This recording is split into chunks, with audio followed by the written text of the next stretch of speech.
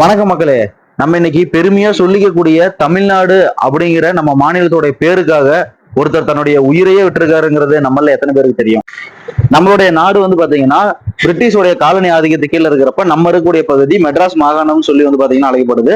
அதுக்கப்புறம் சுதந்திர இந்தியா வந்ததுக்கு அப்புறம் பாத்தீங்கன்னா இங்க இருக்கக்கூடிய மாநிலங்கள் எல்லாம் பாத்தீங்கன்னா மொழிவாரியா பிரிக்கிறாங்க. இந்த மொழிவாரி மாநிலங்கள் பிரிக்கப்பட்டதுக்கு அப்புறம் மெட்ராஸ் மாகாணமா இருந்த நம்மளுடைய பகுதி பாத்தீங்கன்னா மெட்ராஸ் ஸ்டேட் இல்ல மெட்ராஸ் மாநிலம் அப்படின்னு மாத்தப்படுது. இந்த நேரத்துல பாத்தீங்கன்னா 1956ல இந்த பேரை தமிழ்நாடுன்னு மாத்தணும், தமிழ்நாடு மாநிலம் அப்படின்னு மாத்தணும்னு சொல்லி தியாகி சங்கரலிங்கனார் பாத்தீங்கன்னா இந்த போராட்டத்தை முன்னெடுக்கிறாரு.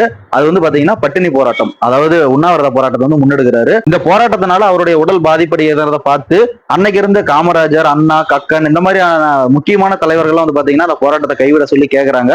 நம்ம போராடி இந்த பேரை பெற்றுக்கலாம், அதுக்காக உண்ணாவிரதத்துல உடலை இது பண்ணிக்க வேணாம் அப்படின்னு சொல்றாங்க. இருந்தாலும் உடலோட தன்னுடைய உயிரை விட இந்த இடத்துக்கு பாத்தீங்கன்னா தமிழ்நாடுங்கிற பேர் வரணும் அப்படிங்கிற ஒரு உயரிய நோக்கத்தோட பாத்தீங்கன்னா தன்னுடைய போராட்டத்தை முன்னெடுக்கிறாரு. இந்த போராட்டத்தோட 76வது நாள் தன்னுடைய இன்னுயிர் இழக்கிறார். தமிழ்நாடுன்னு பேர் வைக்க சொல்லி 76 நாட்கள் உண்ணாவிரதம் இருந்து தன்னுடைய இன்னுயிரை ஈந்த தியாகி சங்கரலிங்கனார் அவர்களுக்கு வீர வணக்கங்கள். மறைக்கப்பட்ட தமிழர்களை தேடும் பயணம் தொடரும்.